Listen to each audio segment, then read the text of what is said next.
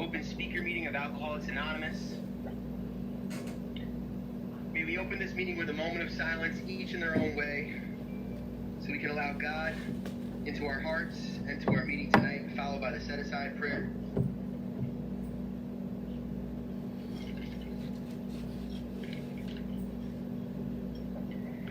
Dear God, please set aside everything I think I know about this book, my disease, these steps, and especially about you, dear God, so that I might have an open mind and a new experience with all these things. Please help me to see the truth. This prayer is to help us who have been in the halls of recovery for some time, who have done the steps in another way, stay humble and teachable. This prayer is to help us realize that we need always be working on our relationship with our higher power through working the 12 steps that they are laid out in the big book. Forward to the first edition. We of Alcoholics Anonymous are more than 100 men and women who have recovered from a seemingly hopeless state of mind and body. To show other alcoholics precisely how we have recovered is the main purpose of this book and of this group. For them, we hope these pages will prove so convincing that no further authentication will be necessary.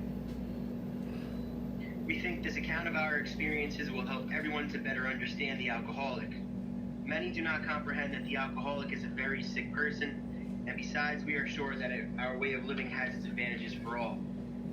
Membership in Alcoholics Anonymous and in this group is limited to alcoholics or persons with an honest desire to stop drinking. There are several other fellowships that deal with problems other than alcoholism. We will be happy to help you to try to find the one that meets your needs. Well, everyone who's taken, so just real quick, I just wanted to give a little background. So BYOC, we meet here Monday at 6:45 Eastern for a Big Book Beginners meeting. We meet here Wednesday at 6:30 p.m. Eastern for a Big Book study. We go through the Big Book line by line using the Primary Purpose Guide out of Dallas. If nobody's ever done that, it's a really, really cool way to go through the book. And then the way BYOC started 13 years ago was with the 7 a.m. 5-minute topic. The leader will speak for 5 minutes on a topic of his or her choice. They do not tell their story. And then we have a 45-second to 30-second timer. We get around the whole room. This morning, we had 80 people. It's a 45-minute meeting. We got to every single person in the room. It was absolutely beautiful. But with that, and the given circumstances, we've had a lot of really cool speakers, especially Stevie tonight is going to be an awesome treat. And one of the reasons that we have all these people come out is just, it's sort of like promotion. And this afternoon, three ladies that we brought through the steps 2 weeks ago are sponsoring other women, and they're going through the book like they've been doing it for the longest time, and it's the coolest thing to see God just completely take the helm. And we've been given, we've recovered and been given the power to help others, and that's the really beautiful thing about this program. So with that said, well, everyone who's taken the 12 steps and has been blessed with a spiritual awakening and has the time and willingness to work with others, if you don't mind putting your maybe your home group, whatever you want in the chat, but also along with phone number or an email in case somebody sees your name and they want to reach out to you, they can seek someone with guidance that they can trust their lives to. Finally, it's well for all of us to remember the words of Bill W., one of the founding members of Alcoholics Anonymous. Sobriety, freedom from alcohol is the sole purpose of any Alcoholics Anonymous group. I don't know how long Stevie's going to go for, if he's going to be able to hang out afterwards, but if there is some questions that you have during the meeting, you can type them into the chat, or privately we can try to read them off to him. There may be a little bit of fellowship. There will be fellowship after the meeting, so if you guys want to stick around for the meeting after the meeting, that's always a lot of fun. And our 7 tradition states that each group ought to be fully self-supporting through their own contributions. If this is your first meeting of Alcoholics Anonymous, we do invite you to sit back, be our guest. We're glad you're here. We hope you will come back and be part of our lives. I have posted our meeting schedule and the Venmo into the chat. Also, the weekly meetings or our email.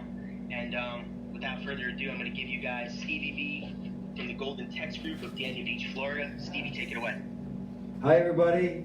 Hey, Stevie. Wow, that was exciting, huh?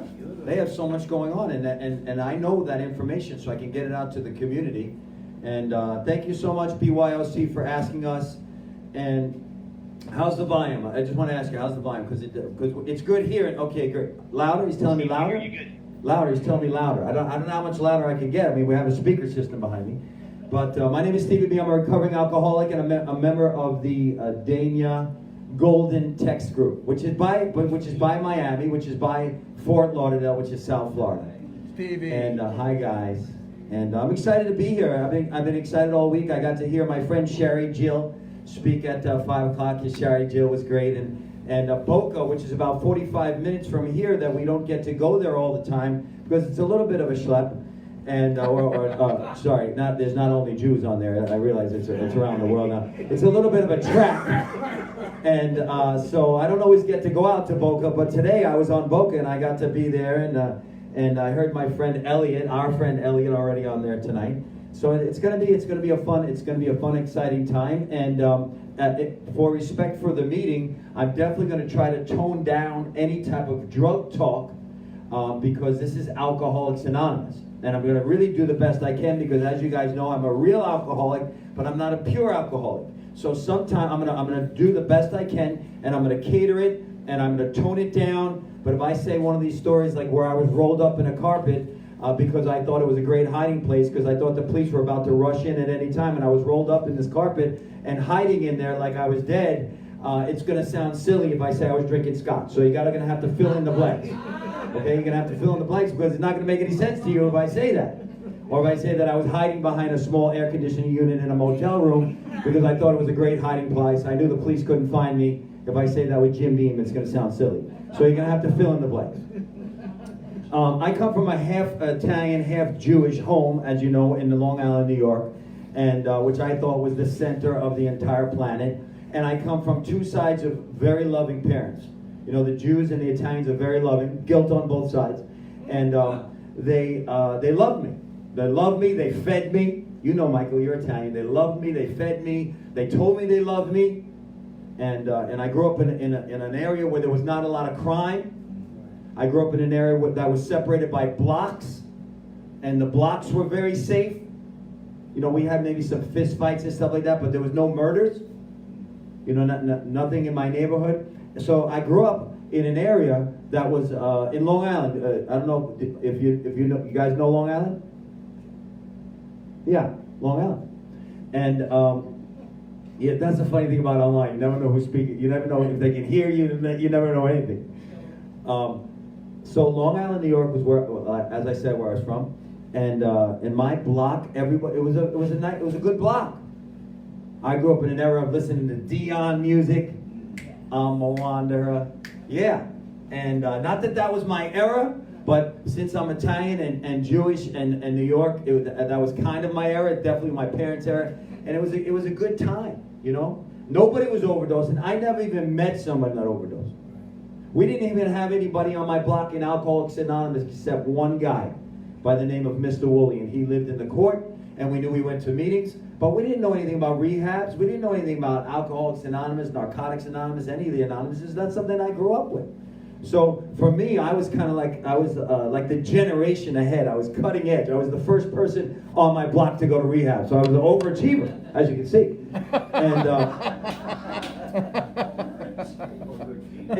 But if you would have asked me, if I grew up in a loving home, I would have paused. I would have paused because I have alcoholism that has nothing to do with the substances that I use. I have alcoholism that has to do with the feeling that's inside me that no matter where I'm at, I feel a little bit off. And I am going to get into my story, but I just want to tell you what alcoholism looks like on May 9th, 2020. And is it all right if I skip around a little bit? Yeah. I'm not even sure if anybody's listening. But I am going to skip around a little bit because today I had severe alcoholism. Because we're in sunny South Florida and the weather is amazing. And for the people that are looking in on Ireland and Wisconsin and upstate New York, I want to apologize. And I know this is going to sound very small and it's going to sound like very high-end problems. And I get that, especially for people that are going through COVID. But we have a pool right in front of my house in the community. And every day, like right now today, it's 83 degrees and it's so beautiful. And for the last 8 weeks, I passed by the pool and you can't go in because of the COVID.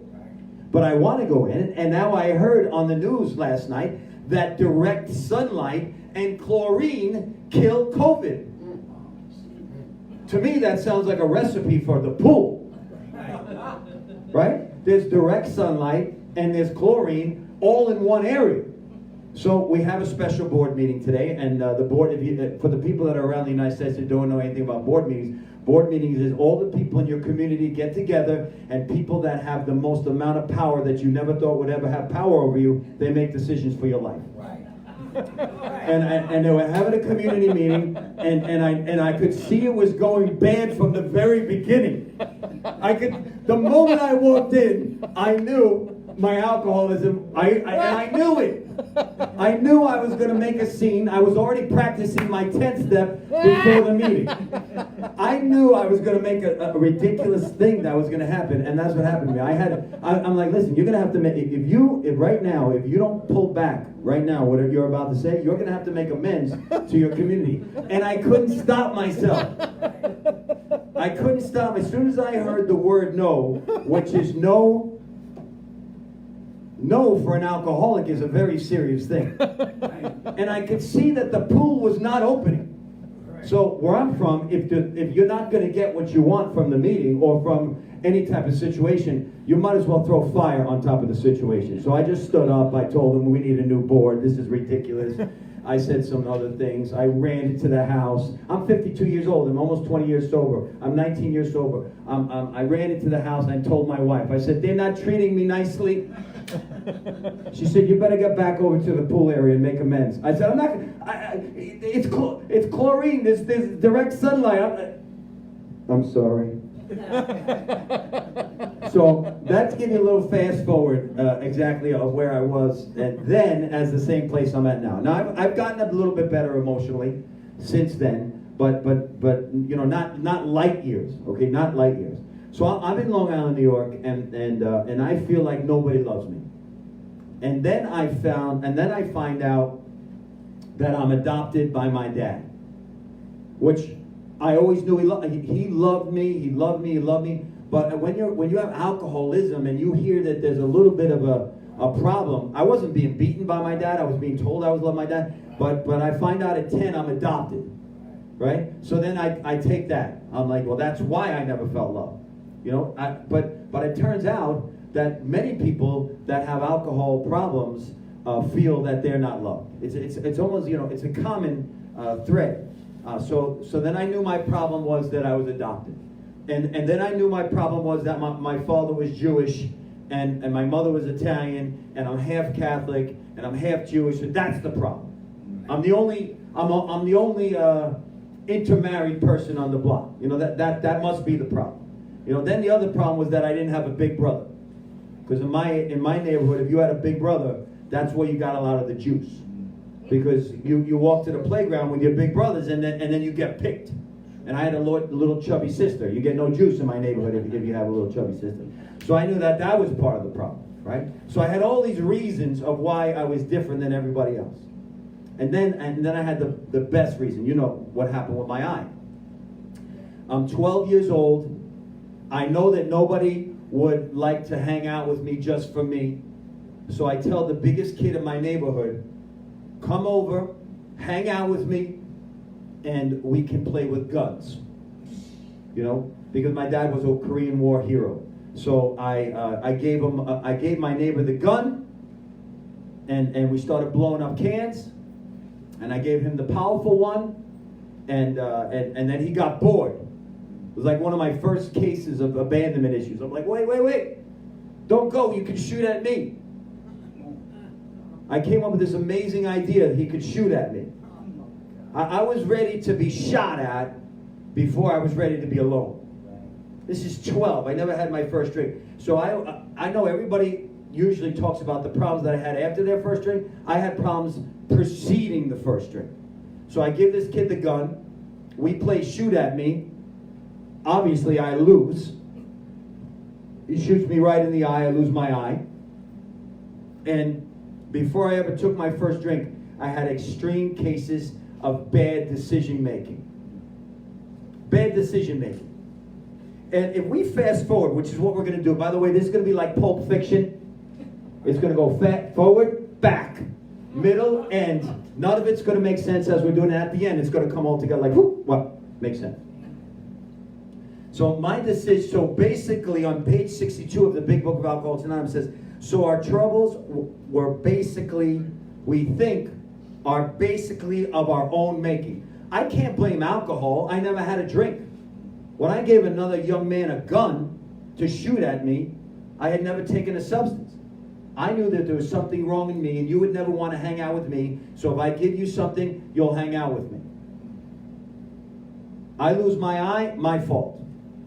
So our troubles, we think, are basically of our own making. They arise out of ourselves, and the alcoholic is the extreme example of self-will run riot, though he usually doesn't think so. An alcoholic told me today when he was about to make a very bad decision. I said, well, what is your basis of your bad decision? And he said to me, I feel it's right. I get that. I know, I understand exactly what he's saying. We always feel it's right. That is the great saying of every abnormal drinker. Not that, one thing, yeah, we think we're going to drink again, but every abnormal drinker goes, you know what? It seemed like a great idea at the time. So, 12 years old, now I got adopted, half Jewish, half Italian. I got no brother, and I got one eye. My list is strong. By the time I took my first drink of Manischewitz Jewish table wine, which I think is the holy grail of all alcohol, when I took that Manischewitz Jewish table wine, it was like, wow. I really felt great for the first time. I didn't get drunk. I drank a drink of alcohol, and alcohol did for me what alcohol does for an alcoholic. It gives me the feeling at once that I'm going to be okay. There's nothing else that works that fast for alcoholics except alcohol in any form. Right? I used many forms of alcohol over the years. Many forms. Smoked it, drank it, never shot it, but did a lot of different forms of alcohol. And then, of course, met girls. Matter of fact, I was in love with God. Let me talk, because we're going to talk about God tonight. I loved God big time. I was a big time holy roller when I was 12. Before puberty, if you would ask me if I was on fire, I was reading books about God. I know the 12 apostles by name. I had all my catechism down. I was a black belt in the Catholic religion at 12. 13, I met Susie Cream Cheese. I didn't even know who God was for the next 30 years. The next time I talked to God, I was like, oh God, hello, how nice to meet you. I was completely oblivious to God for the next 20 years. God was a distant memory. 12, pre-puberty, on fire. 13, Susie Cream Cheese came into the place. That's it, gone. And that's the way my whole life was. I was always into the next thing. Bodybuilder, I was a bodybuilder until I wasn't a bodybuilder, and then I was a druggie, and then until I wasn't, and then I was this guy. And if I was hanging out with you and you were that, I could be that like within minutes. I couldn't be, everything, but I could be a lot of stuff. And I could get any job there was on the planet. I have gotten some of the most amazing jobs ever and kept them for about a week. But during that week, I was definitely a superstar in that company. I've had doctor positions. I have doctorate positions. Up until then they asked for my degrees, and then I just leave. But I've had some amazing positions in some amazing companies. Not long term. Like 1 to 2 weeks before HR figures out I'm not a doctor. But other than that. So I get into drugs, marijuana. I'm not going to get into drugs in my story. Don't worry, this is Alcoholics Anonymous.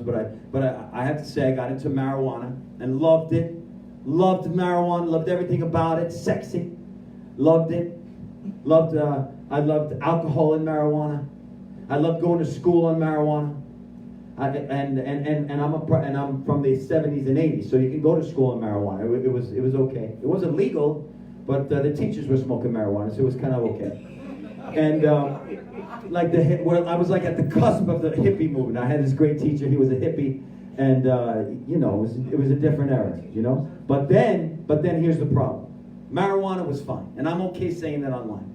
But then now I'm in the 80s, and now I'm not Jewish anymore. I've walked out of Jewish, and now I'm Italian. I'm so Italian I'm so Italian, I'm nauseating Italian. You know, I got 5 gold chains. I always got the guinea tea on. I got the hair coming out.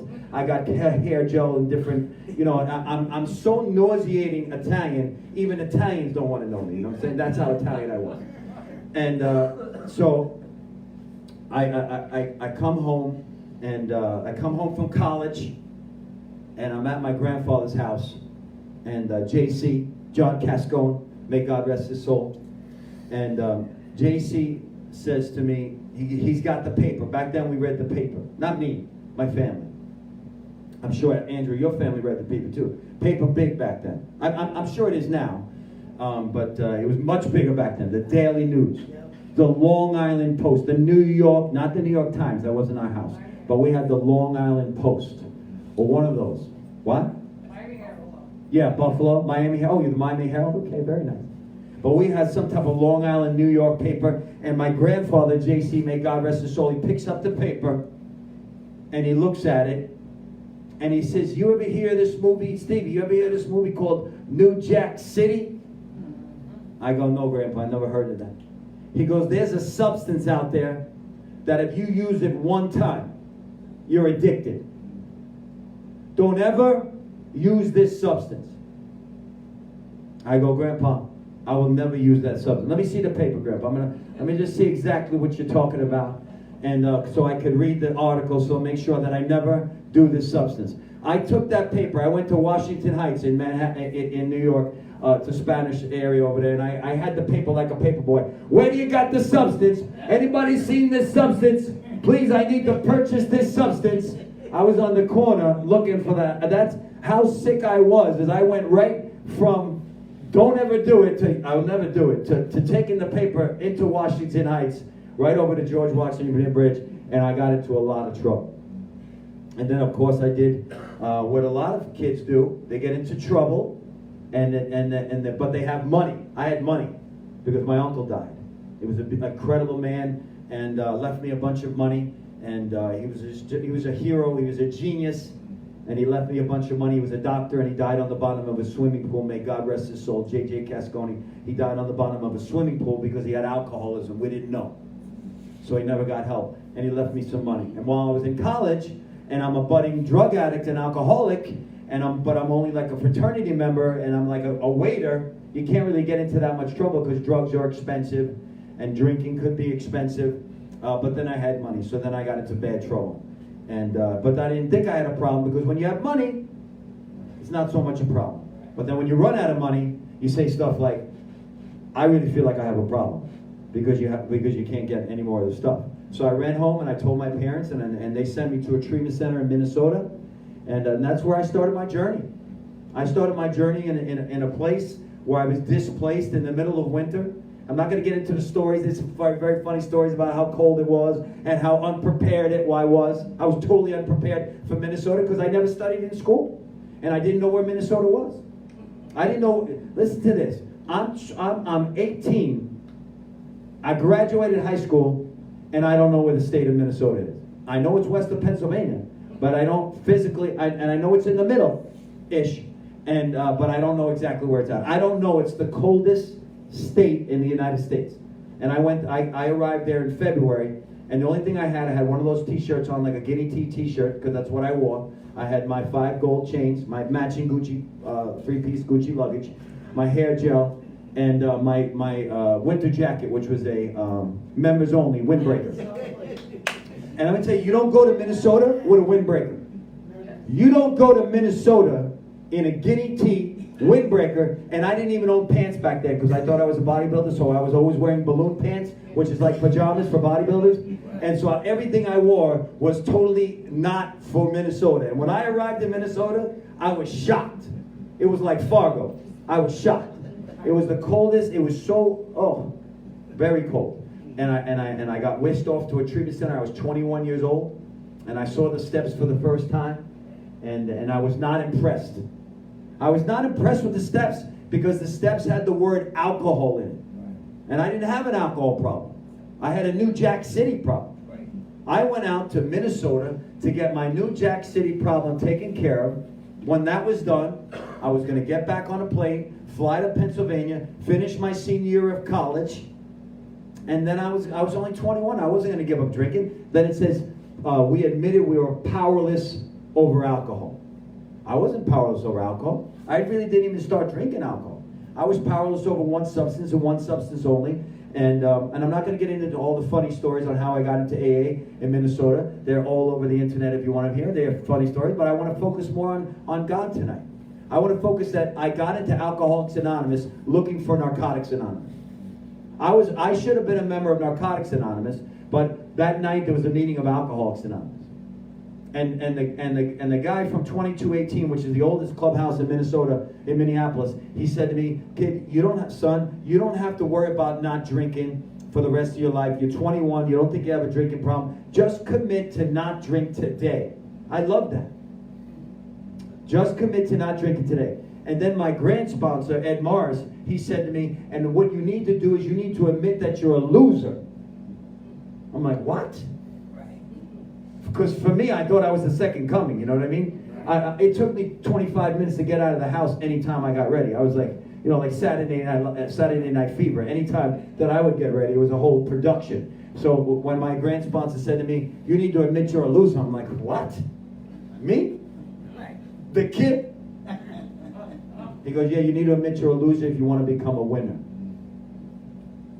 And I started to meet these amazing men. I was a great guy, nice kid, nice kid, 21 years old. I'm in Minneapolis, Minnesota. I get a job at a restaurant, great restaurant called, it doesn't matter what the restaurant is, and it was a fine dining restaurant. And I didn't like the way that one of the waiters was talking to my roommate, which was a woman. I wasn't in a relationship with her, but she was my roommate. I'm a protector. I didn't like the way he was speaking to her, so I told him about himself, and then I punched him. And he didn't like that, so he punched me back. And then we're rolling over the tables at this fine dining restaurant with customers there. And they fired me. What? Right. That's what I said. I'm like, wait, this is a misunderstanding. Okay? You guys are overdoing it. Listen, one little I apologize to that table where I broke all that stuff. But it was a hotel, it was a company. I was used to dealing with mom, and first of all, I was used to working for my dad. Every fist fight I had there, you just go make amends to the guy, you give him a 20 spot and you're good. But this was like a company. This is like one of my first companies. So I got fired. And I'm about to drink. I'm sober 3 months. And I meet this other guy in AA, and he tells me, "You know what? You need to go get a sponsor, a serious sponsor."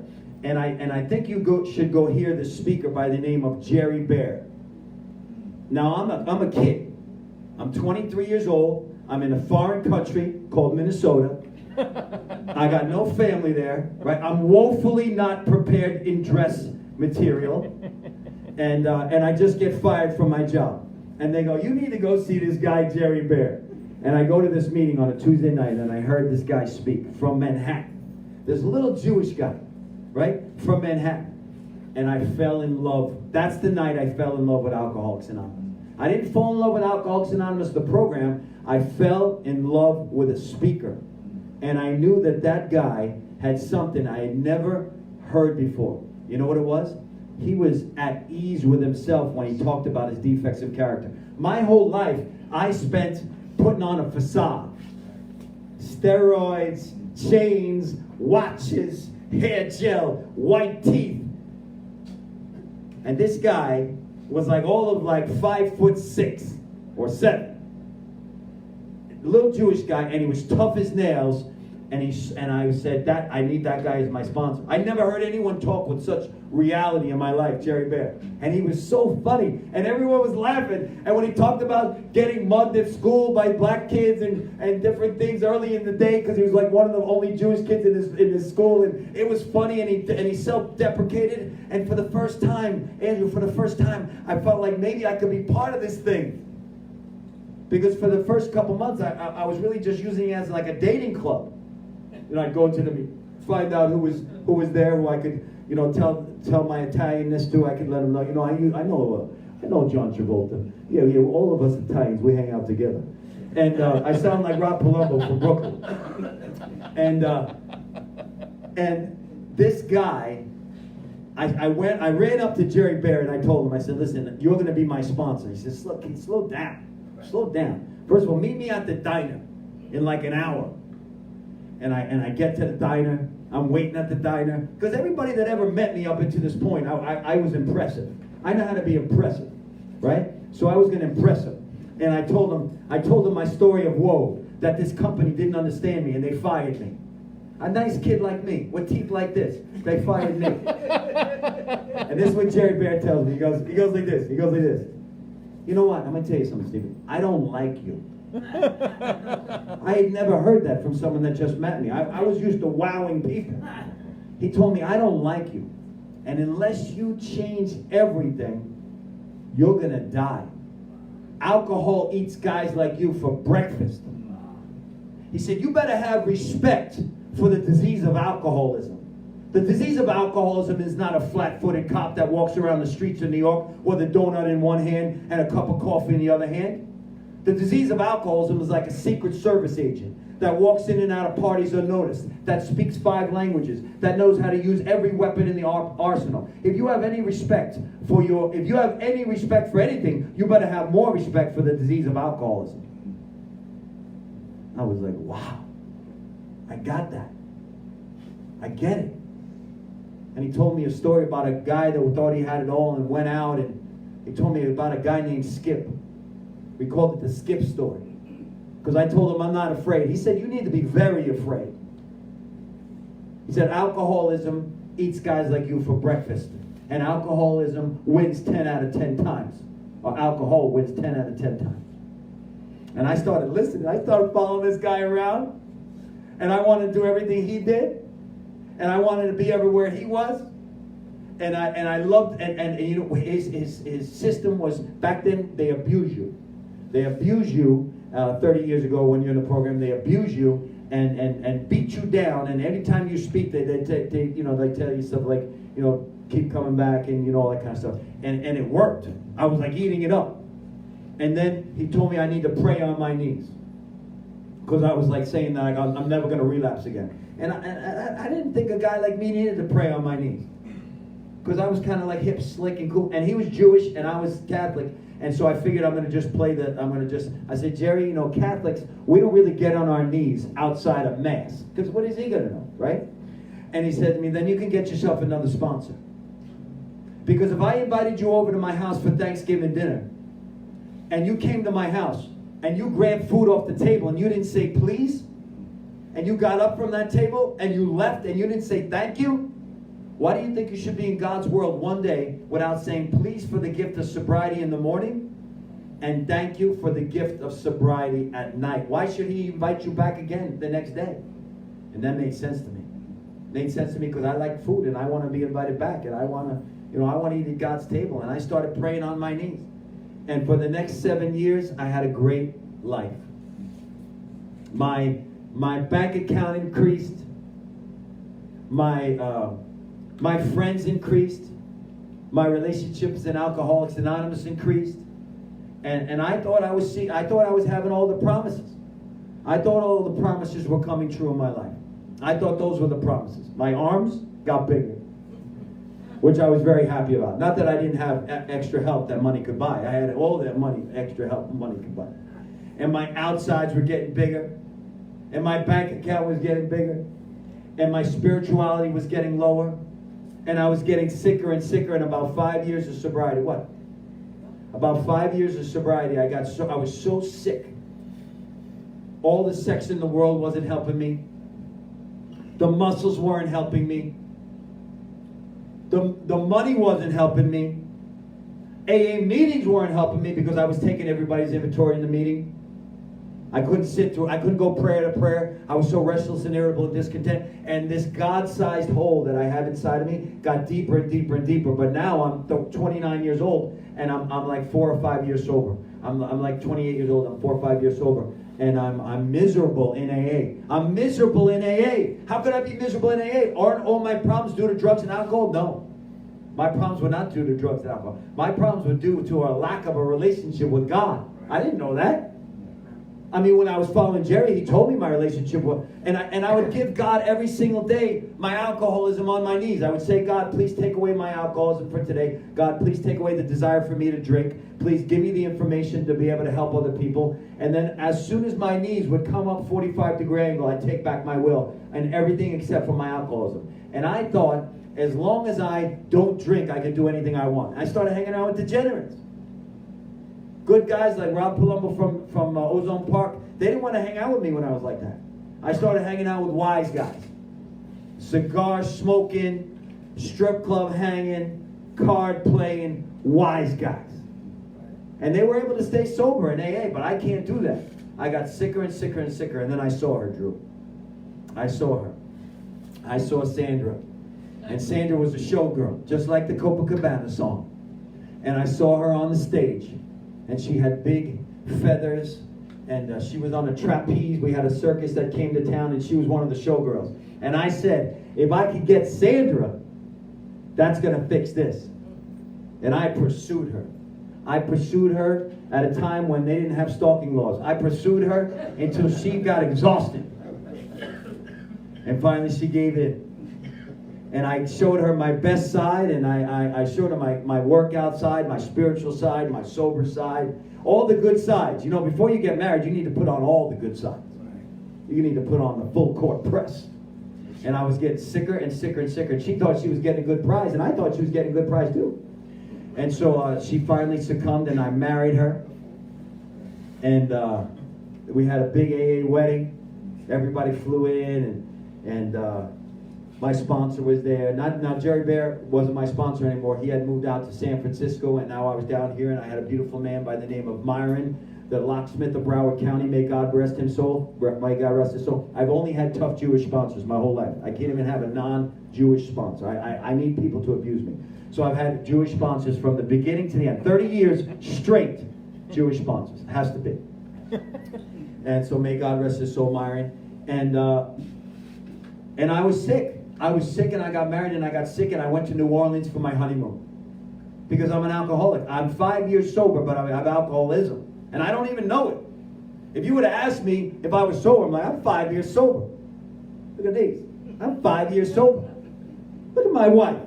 She's from Colombia. Hot. Hot. And we went to New Orleans, and we were sitting at the table, and can anyone give me the thumbs up if you can hear this? Give me the thumbs up if they're okay, good. So they're still with me. Some people are still sleeping, but other people are still with me, which is good. And this is what happened. Because if you cannot admit to your innermost self that you're powerless over alcohol, you're going to drink again. And I knew I was powerless over drugs. I knew I was powerless over New Jack City drugs. But I never thought I was powerless over alcohol. And this is when it happened. I'm on my honeymoon, and the people in the next table in Emeril Lagasse's new restaurant, they're drinking some fine wine, right?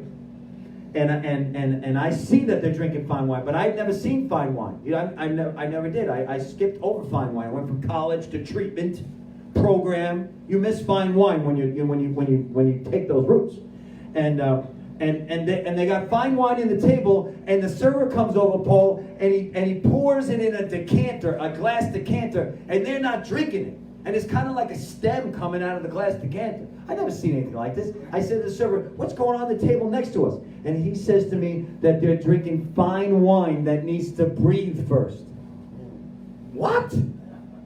There's fine wine that needs to breathe first?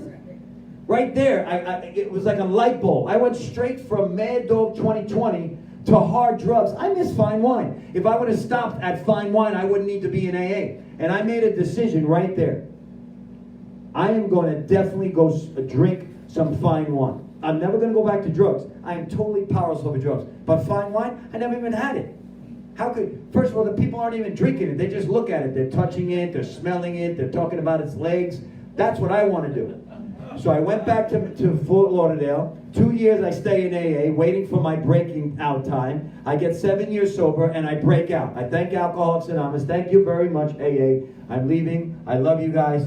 It was a great run, and I go and I get some fine wine on Thursday night of my home group night. I get my 7-year medallion, and I take that 7-year medallion, and I go get fine wine. But you got to know where to find fine wine. I'm 29 years old. I've never seen it. I stop at the August Moon Chinese food restaurant right here on Federal Highway and order Japanese rice wine in a box. And I figured, that's about as fine as I'm ever going to get. And 1 minute I'm in AA, the next minute I'm not. 1 minute I'm in AA, the next minute I'm not. And this is what I want to tell you. The next year and a half was hell. Hell. All the yets that I heard people in the program talk about, these are what I'm talking about. All the yets, it was the worst, it was the most degradation that any time in my life, because now I've let down my new wife. Now I've let down my community. Now I've let down the people in AA. Now I've let down my family. My dad, my mom, my sister, my wife. And now I can't stop drinking. Forget about drugging. Once you take one drink after not having drank for 7 years, your body goes, feed me. Feed me. Man, I was drinking every day. I mean, there's so much alcohol out there. If you understand that there's a lot of alcohol out there. And if you haven't had a drink in 7 years and you keep telling yourself you can't drink and then you go take your first drink, you want a second one. And so now I'm drunk, I'm high, I'm broke, my wife leaves me, I go from treatment center to treatment center to treatment center to treatment center to treatment center to detox to psychiatric floor it was horrible. It was horrible. I wouldn't wish it. I wouldn't wish it on anyone on planet Earth. And finally, on January 2nd, 2002, I went to make my big move underneath the stairs of my house. See, I always had fancy places to get high. This was a luggage closet underneath the stairs of my house. And I decided to go underneath there for one last blast. That was going to be the one last blast movement.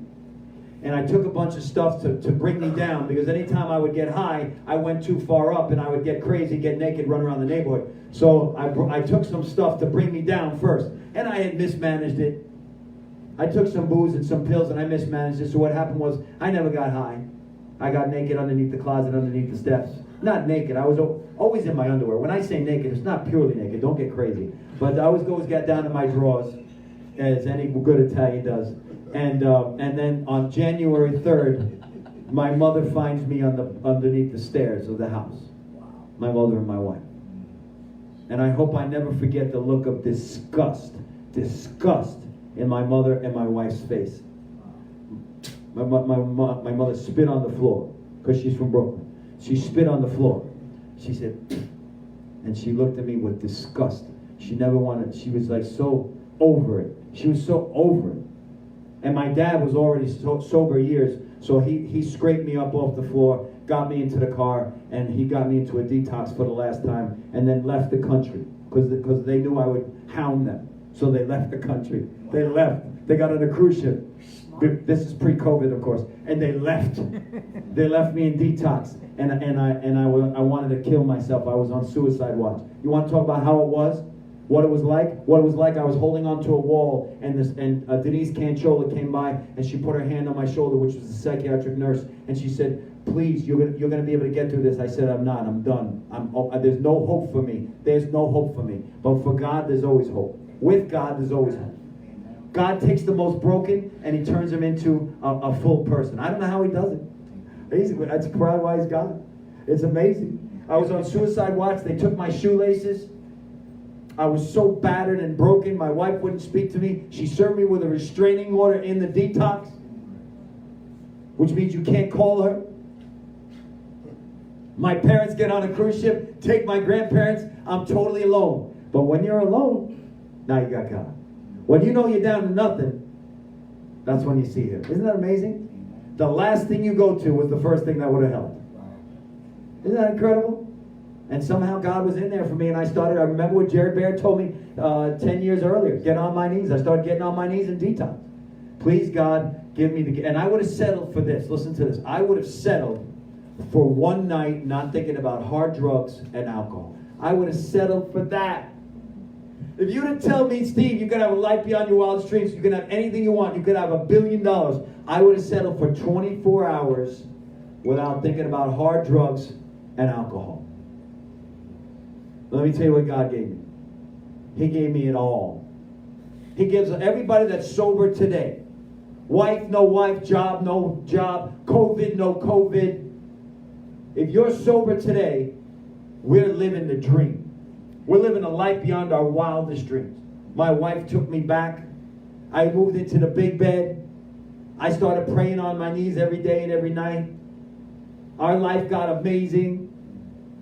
I had 2 sponsors. I got a sponsor by the name of Russell Spatz in Miami. Incredible man of God who brought the Bible out in an AA meeting. I never seen anything like it in my life. I didn't even know where you could buy a Bible. I called the guy the next day. I said, where can you buy a Bible? He goes, but any bookstore. I go to a bookstore. I'm in the bookstore. I said, what Bible what should I get? I'm 34 years old. I never owned a Bible that I didn't put drugs in. I said, which Bible should I buy? He said, the one in English. I learned about the Bible in an AA meeting. And you know what? People are probably offended online right now. This kid needed that night. I needed to hear about the Good Samaritan. Luke 10, that we have to act the Good Samaritan every day. That guy, Russell Spatz in Miami, talked to my spirit. And my spirit said, feed me, not alcohol and drugs. Feed me more God. And I started following. Jerry Bear was my sponsor on the West Coast in California. I was following him around. I was following Russell in Miami. I was bi-coastal, bipolar. I was running all over the place. And you know what? I was so busy I didn't pick up. And in 11 months, my wife invited me to come back and live in the house. I do need to tell you one story about that. My wife invited me to come back and live in the house. I was living in the house. First night, Michael. First night. You're going to come back and live in the house. Don't worry. Just be patient. It took me 1 year for my wife to invite me back. 1 year. Living with Stinky Feet Mason and Eddie. 1 year. In a halfway house where the mattresses were this big. They weren't even mattresses. When they grew up, they wanted to be mattresses. They were like...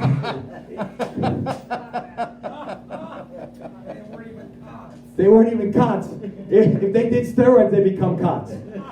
So I go back to my house. My wife is cooking. I'm on my knees. I'm thanking God. God, how did you get me back in the house? I relapsed there for 7 years. I was out for a year and a half. I'm back in the big bed. And my wife is cooking breakfast downstairs. And I come up with a great idea to turn the mattress over. Because the diseases always want you back. Don't think because you got 20 years, 30 years, 40 years of disease. The disease wants you dead and wants to take your family out with it.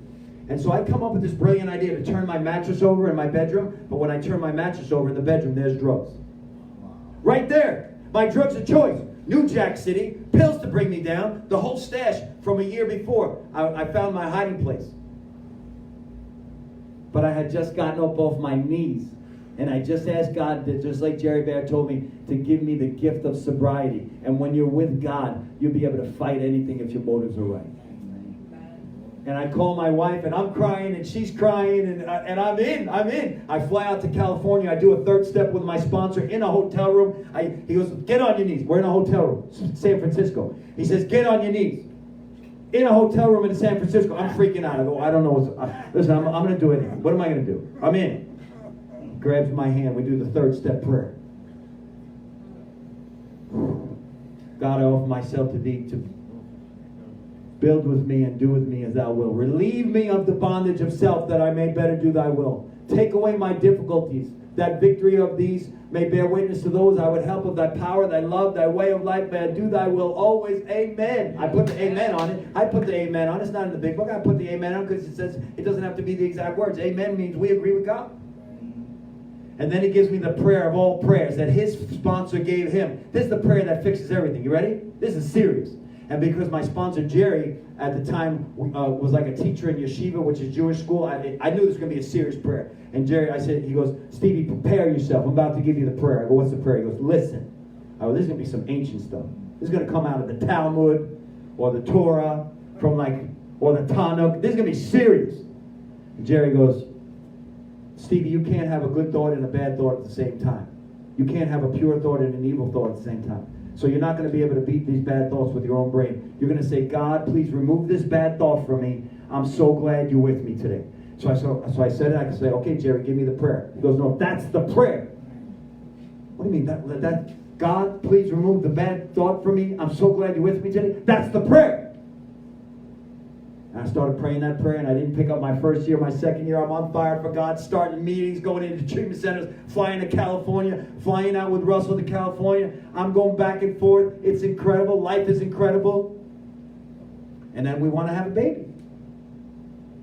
And you guys know the story. You know what happened. You know how God blessed us. We want to have a baby. We got pregnant. We built the baby room. I'm walking on air. Life is amazing. Zippity-doo-dah, zippity-day.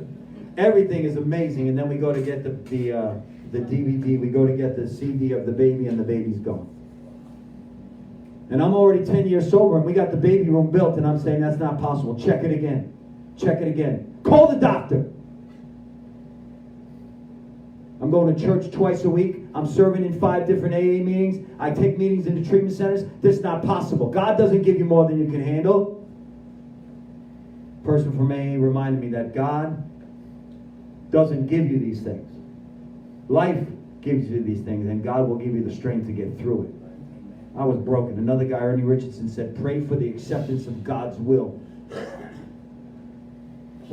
I was broken. My wife was broken. My whole life was broken. I didn't want to serve God, and I didn't want to use, but I wanted to die. And we couldn't get a baby. And we got kicked out of an adoption clinic because I'm such a great guy. I'm such a great guy that in my first sobriety, I hung out with guys where we picked up girls that weren't our girlfriends. And we paid for them. And 20 years ago, I paid a girl that was a police officer. That's not good. That's a felony. And so we got kicked out of the adoption agency, and I can't adopt. I can't adopt, and I can't have a baby. But with God, there's always... Let me tell you something. In Alcoholics Anonymous, you meet people that'll never drive again. They're the drivers. Right. The judge says, you will never drive again. We see them driving, licensed, 6 people in the car, smoking cigarettes out there, going to meetings. You'll never work in the state of Manhattan, state of New York again. They're the district attorney. There's a woman that killed someone. That's a professor at one of the schools. That's at one of the Ivy League schools. She's a famous speaker. With God, all things are possible.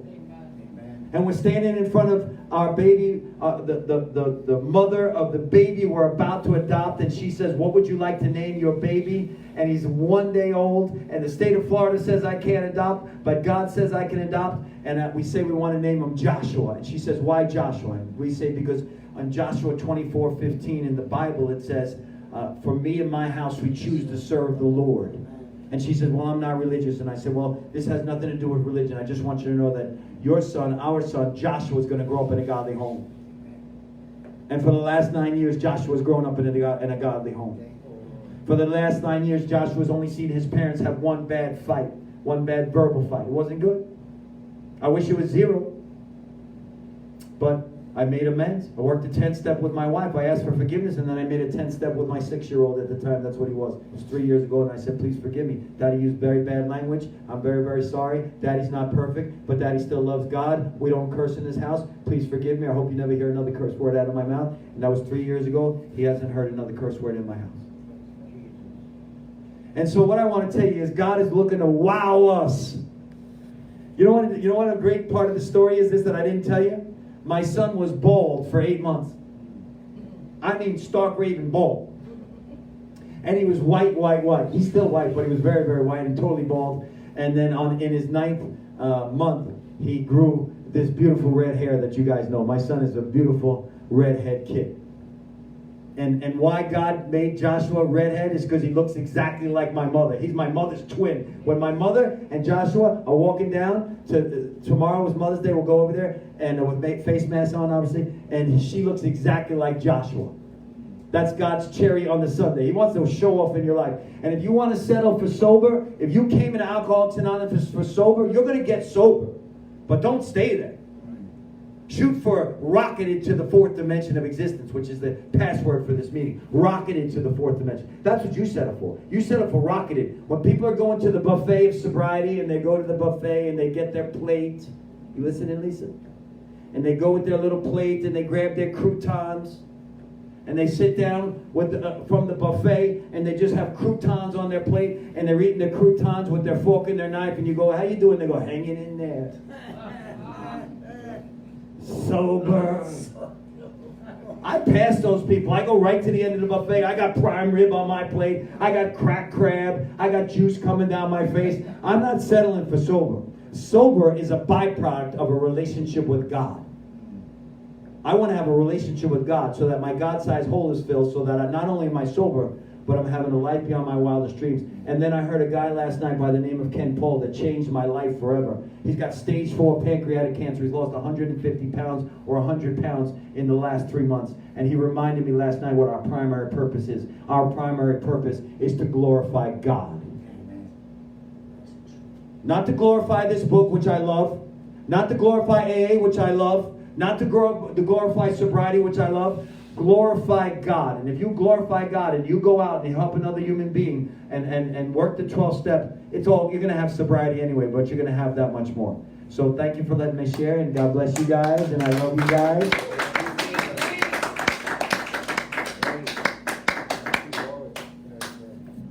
Wow, Stevie, that was awesome. Thank you so much. On behalf of BYOC, love to have you back. That was great. We do have 50, we're at 56, so we got 4 minutes left. Just so we're not cutting people off, I'm going to close us out, but we're going to stay open. Stevie, are you able to stay on with us for a few minutes? Sure, why not? Yeah, and we have some people here too. Yeah, absolutely. And we can hear you guys clear. We got the microphone right on the camera. All right, cool. I'm just gonna close us out real quick, and then I'm gonna leave. I'll leave us open, and then if everyone wants to raise their hands, we can get to your questions as soon as the hands are raised. Hang out a couple minutes, okay? Our book is meant to be suggestive only. We realize we know only a little. God will constantly disclose more to you and us. Ask Him in your morning meditation what you can do each day for the man who is still sick. The answers will come if your own house is in order, but obviously you cannot transmit something you haven't got. See to it that your relationship with Him is right, and great events will come to pass for you and countless others. This is the great fact for us. Abandon yourself to God as you understand God. Admit your faults to Him and your fellows. Clear away the wreckage of your past. Give freely of what you find and join us. We shall be with you in the fellowship of the Spirit, and you will surely meet some of us as you trudge the road of happy destiny. May God bless you and keep you until then. That's from the Big Book on page 164. We close with the Lord's Prayer. Stevie, if you want to take us out on the Lord's Prayer, please. Sure, I'd love to. Our Father, we just thank you today for this great meeting, and who brings us from shame to grace. Our Father, who art in heaven, hallowed be thy name. Thy kingdom come, thy will be done, on earth as it is in heaven. Give us this day our daily bread, and forgive us our trespasses, as we forgive those who trespass against us. And lead us not into temptation, but deliver us from the evil one. For thine is the kingdom, the power, and the glory, forever and ever. Amen. Stay. Awesome. Right now we got Sandra with her hand raised. Sandra, go for it. You're unmuted. Sure, okay. Hi, Stevie B. This is Sandy from Rhode Island. I just want to send my love and thank you for how much you love God and how you share it. And hi to Mama Marie back in Florida. I passed. Oh, so beautiful. That's Sandy. That's Sandy R. I know it sounds like my mom. It's amazing. Sherry Jill. Go for it. Unmuted. Alcoholic Sherry, Stevie. Sherry. Isn't it amazing? We both get to support each other hour by hour, right? So I'm sitting here with Mom and I'm making her listen to you because she's never heard you. And I'm like, is this not my story? This is my story, you know? And it's just amazing. I'm saying, remember when we sat in social services and I told her, I'm not going to AA. Alcohol's not my problem. And I was so anti-AA, you know? And then I had my 6.5 years with no steps and no God, you know, and arrested twice in sobriety, you know, like who gets arrested twice, right? And, you know, Do you guys want to bring the chairs over here? Just like us, you know, and it's always amazing to hear you and to hear how amazing your God is.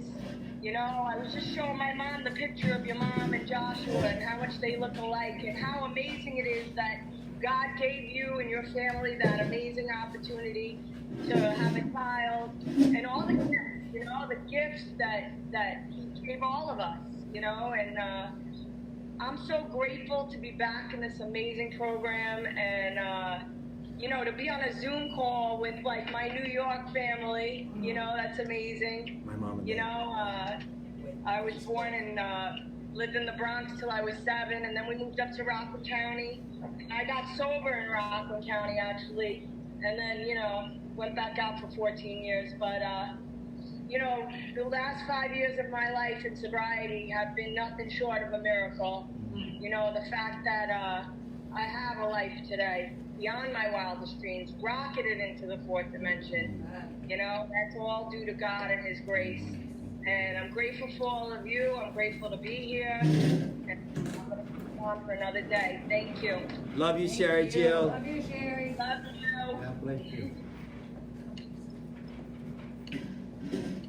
Hey Stevie, it's Anthony from BYOC, man. We just want to tell you from our soul how grateful we are. This was great, man. You bring a beautiful crowd, and William mentioned this at the beginning, guys. We go out and we've been scouring the country, even the world, to get some great speakers because we want to attract you here because we want to take people through the steps, right? Take them through the book.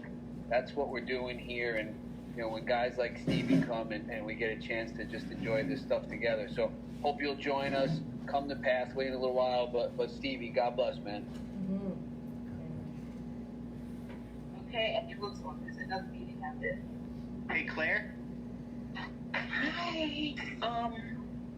Hi, can you hear me? Yep. Yeah. I just want to say hello.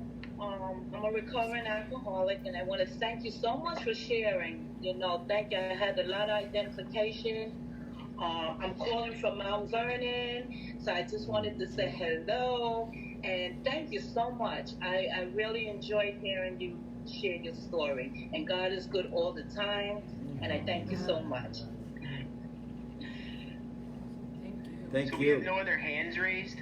Stevie, and for the crowd, I'm gonna let you guys unmute yourselves. Let's just try to be a little civil and not talk over each other. If multiple people do get unmuted, let's just try to be a little civil and sober. You have the ability to unmute yourself. Good luck with that. And also, before anything, I just wanted to let you know I did see your parents, I believe. I see Marie. That's my mom. Here, Do you want her? Let Mom say hi. Go ahead, Mom. Let's give it up for Mom. Hold on 1 second. Here you go, Mom. Go for it. Don't forget the dad, too. The dad, you know what?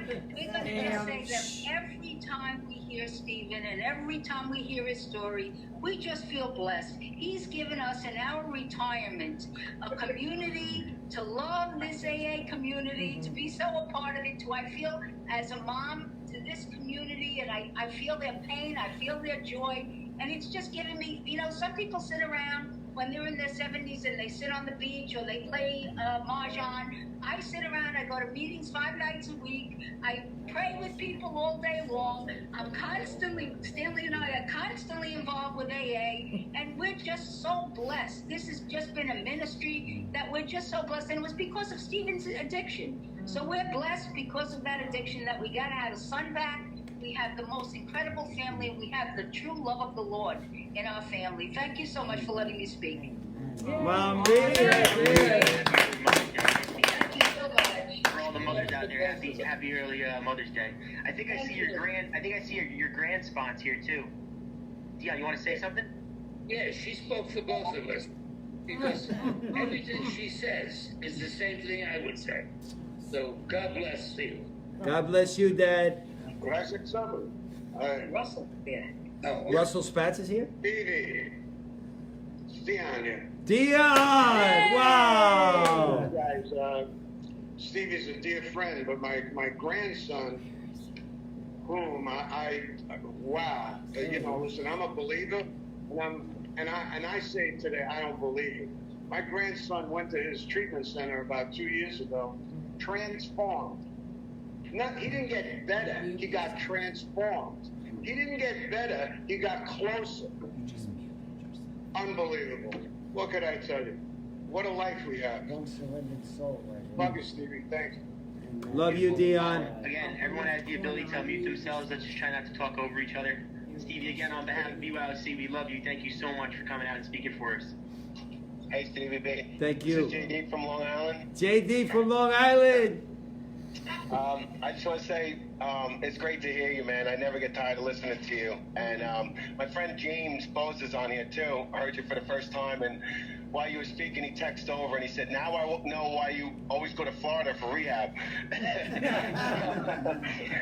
But you know, but the thing is, you know, I know, you know, I've always looked up to you, but it's, you know, it's really that, you know, God, you know, the passion you have when you speak about God, it's something that I want, and you know, you definitely have that.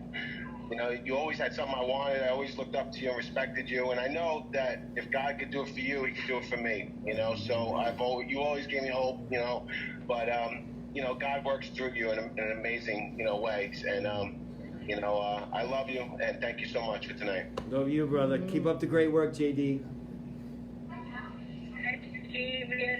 Dawn from Wisconsin. Dawn from Wisconsin. How are you? Hi, Dawn. Hi, Dawn. The girls in the house just absolutely loved listening to you speak. You did an amazing job. This man saved my life right here almost 3 years ago. Took me and flew me to Florida from Wisconsin and saved my life. And I will forever be grateful for him. And he showed me God. Because I didn't know it. I didn't know God before I went to the TVs. So, he's amazing. I miss you and I love you. Love you. Congratulations on your 3 years, Dawn. Hey Steve, how you doing? Mike from the Bronx. Mikey from the Bronx. This is the first time I heard you. You were fantastic, buddy. As great as you were, I think your parents stole the show. Oh yeah, for sure. They are just fantastic, man. That's beautiful, beautiful stuff. And seeing Dion come on, your grand sponsor, that's awesome too. Thank you, man. Appreciate it. Thank you, Mike. God bless you.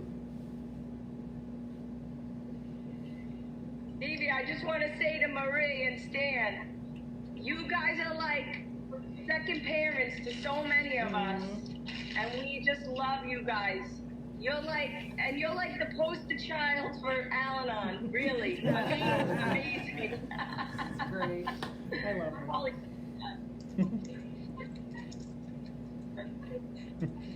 That's my friend Adamo from Montreal.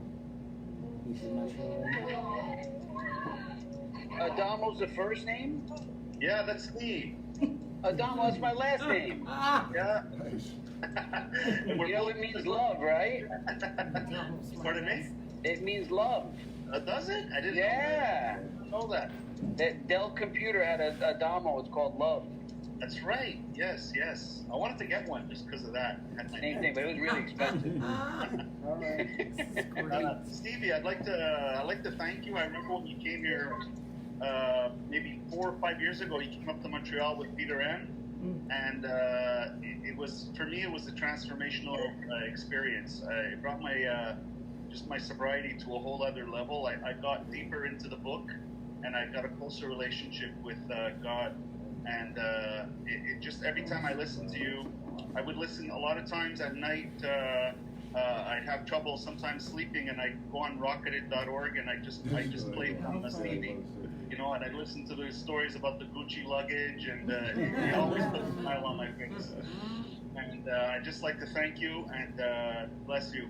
Bless you, Adamo. Thank you. What a great life we have. Girl, it's a beautiful life. Look around Palumbo from Brooklyn. Stevie, it's Tammy Joe. Can you hear me? Tammy Joe! How much fun are we having? We're having so much fun. That we're connected with. We're all in quarantine, and we're all together all over the country and in Canada. That's how God does it. God says, I'm going to pause everything, and then He brings everyone together this way. And it's fantastic. It's wonderful. I'm so grateful for the technology, for the world we live in today. the knowledge that we have, the sobriety, the program that we have, and we have this platform to stay connected because we need each other so much. I'm just so grateful to be with you. I don't even know where you are, Stevie.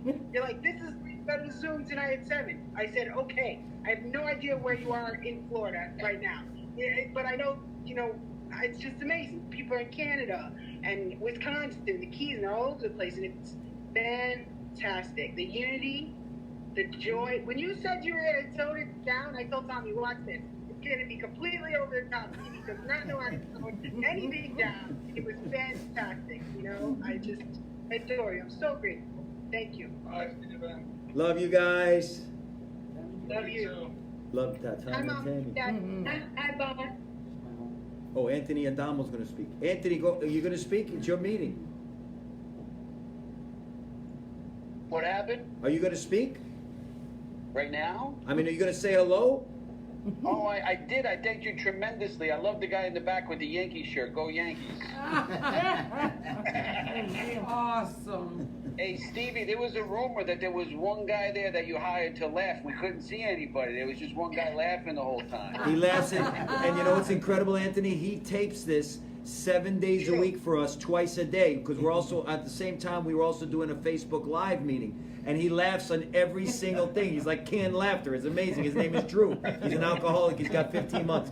He laughs like that in every single meeting. Yep. In our book, it says, why shouldn't we laugh? We've recovered and been given the power to help others. It's a great laugh. You've got people from all over the world saying you've got a great laugh. Right, Stevie? So, it's incredible, Anthony. Thank you so much. Thank you. Yeah, this is a special night, guys. Thank There's you. a lot of special nights going on. Join us, join other places where this is happening. But my last message I'll give to you is, right, do this in your own town, right? Be the Stevie B, right? Be the BYOC group or whoever's sending this message out. If you do it, it just springs and it sprouts and it multiplies. So be that person, right? You don't have to be the listener anymore. You could be the speaker. And Anthony, let them know where this meeting is being from. We're getting people texting saying, where is this meeting from? This is from Mamaroneck, New York, right? Mamaroneck, yeah, New Rochelle, Mamaroneck. But New Rochelle is where we're based. Our meetings are at Holy Name Church in New Rochelle, New York. Thanks, Anthony. Thank you so much. Thank you. Yeah, Thank God you. bless you all, man. Happy God Mother's God Day. bless you. Fish, God bless you. God bless you. God bless you, Elliot. God bless you, Matt. Happy Mother's Day, everybody. Thank you so much. Thank you, Dion. Thank you, Mom and Dad.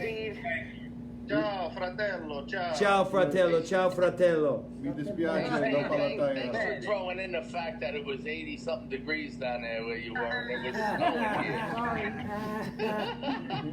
here. What can I tell you? Hey, guys, I don't know if anybody knows Curtis. Pete Curtis is speaking at 8:15, like it's 2 minutes away.